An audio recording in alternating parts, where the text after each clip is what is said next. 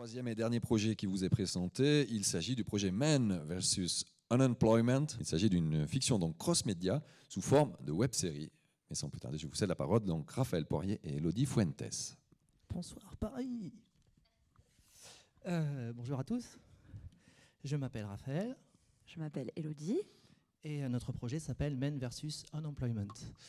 Alors, d'abord, on souhaitait, Elodie et moi, vous remercier d'être là. D'autant plus que c'est l'heure de la pause, donc c'est plutôt sympa à vous. C'est d'autant plus sympa qu'on imagine que pour ceux qui sont levés tôt ce matin, vos estomacs doivent crier famine. Et c'est pour ça que, d'ailleurs, pour éviter, on va dire, tout malaise hypoglycémique, qu'on va vous mettre à contribution pour vous pitcher ce projet qui nous tient tant à cœur. Ce que je vous propose, c'est une sorte de pitch pour les fans de Christophe André ou de Mathieu Ricard. C'est une sorte de pitch en pleine conscience. C'est-à-dire que je vais essayer de vous mettre dans la peau de notre personnage. En fait, pas longtemps, hein, 30 secondes, ça vous fera une diversion sur vos esprits qui doivent être affamés, enfin, pour ceux qui sont encore là.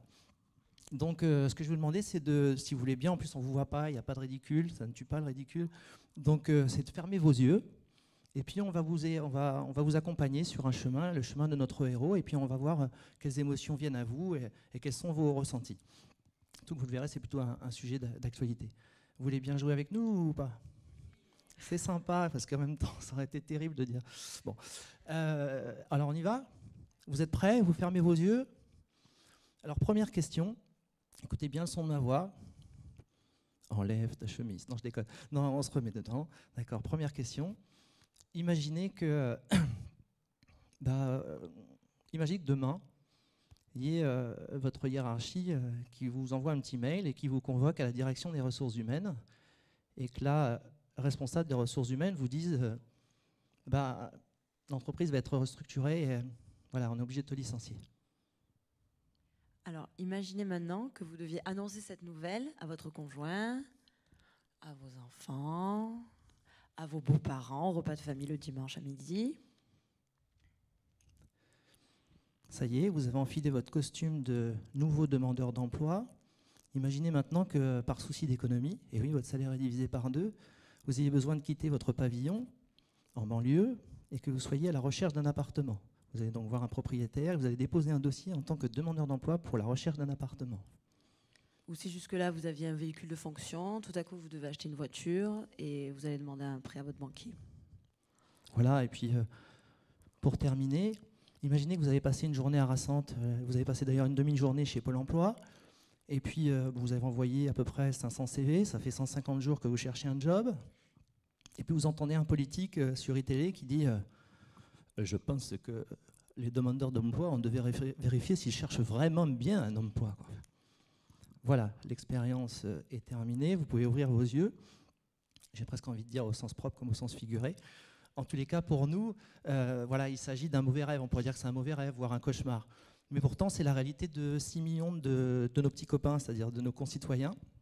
C'est ce qu'ils vivent. En tous les cas, c'est les situations qu'ils vivent. Et pour comprendre à quoi va servir Man versus Unemployment, notre proposition, c'est d'agir justement sur cette difficulté, sur cette réalité qui, encore une fois, est la réalité de 6 millions de nos petits compatriotes. Donc pour faire court, si le job de Pôle emploi, c'est de permettre à un individu de retrouver du travail, le job de notre web-série, donc Man versus Unemployment, c'est de permettre d'accompagner le moral des personnes qui recherchent du boulot en les faisant rire, en leur donnant toutes ces opportunités au final quand une nouvelle offre d'emploi se présentera à eux d'être dans les meilleures conditions possibles pour ça.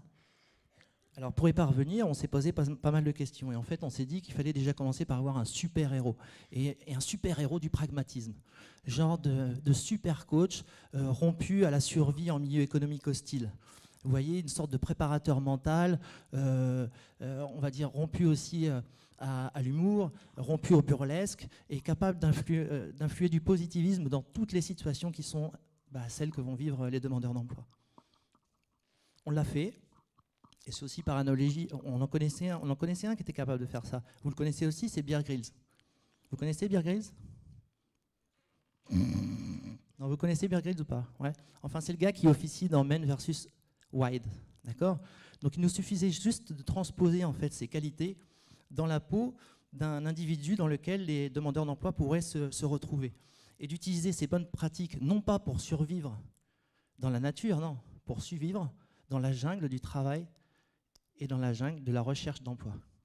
C'est ce qu'on a fait, et c'est pour ça que par analogie, encore une fois, on a appelé notre série Man versus Unemployment.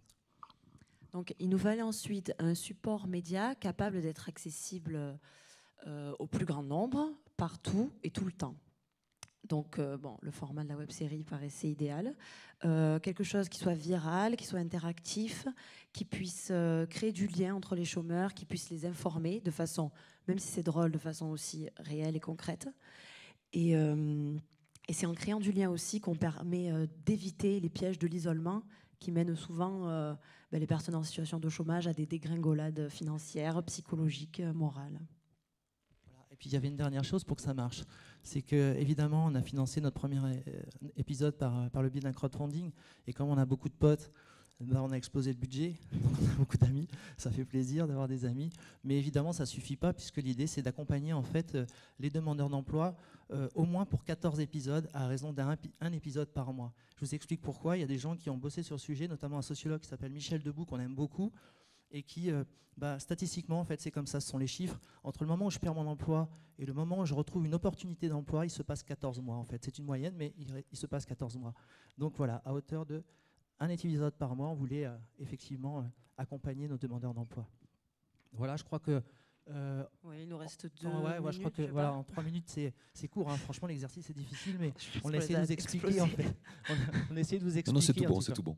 On essaie de vous expliquer, en fait, ce qui faisait que on était venu de Marseille vous voir et vous expliquer ce projet qui nous tient vraiment à cœur, qui pour nous est un projet utile, généreux, solidaire. Bref, si vous avez des sous et vous ne savez pas où les investir, et voilà, Dieu vous le rendra et nous aussi.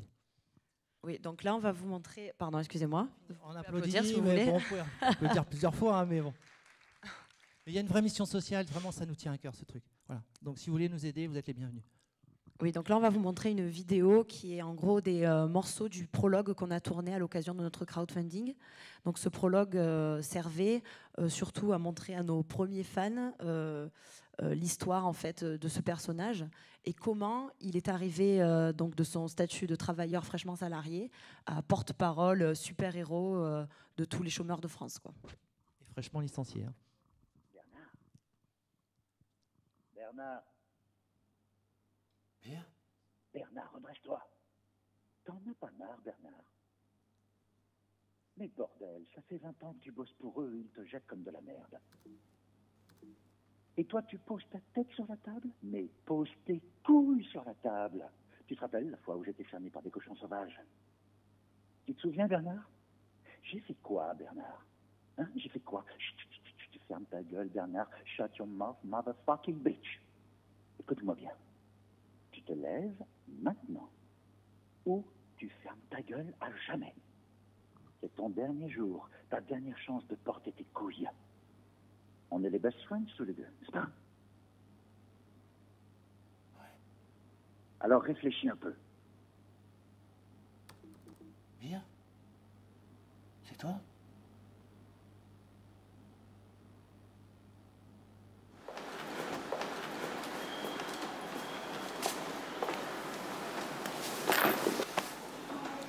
Pose tes couilles, Bernard.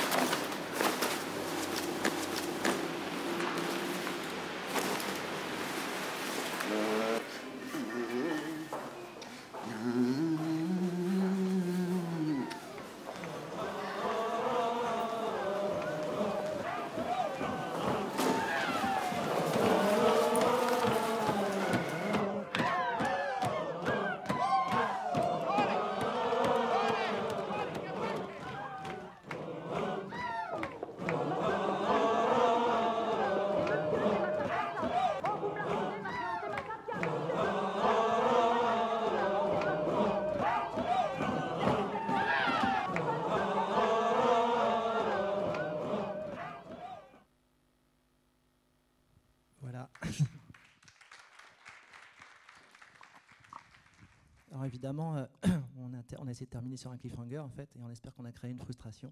Et donc si vous voulez voir, si vous voulez voir la suite, voilà, vous tapez Man versus Unemployment sur YouTube et vous aurez voilà, la fin de ce prologue. Vous aurez également quelques vidéos qu'on avait fait avant en noir et blanc. Vous découvrirez des vidéos qui sont en noir et blanc pour montrer comment était le chômage avant la naissance de ce personnage, c'est-à-dire sans couleur. Et grâce à lui, on l'espère en tous les cas ramener un petit peu de couleur dans le quotidien de ces 6 millions de personnes. Sans oublier jamais d'ailleurs que chômeur tu es, comme disait Maître Yoda, salarié tu peux devenir, et salarié tu es, et demain chômeur tu peux devenir. Voilà, les amis. On a besoin de sous aussi, mais pour ça je crois que je l'ai dit 10 fois, quoi, en fait. Et en fait, il y a des producteurs dans la salle ou pas? Parce que je sais que c'est le moment du repas. Ils ne sont pas tous au resto. Voilà. En tous les cas, n'hésitez pas à nous contacter. Voilà.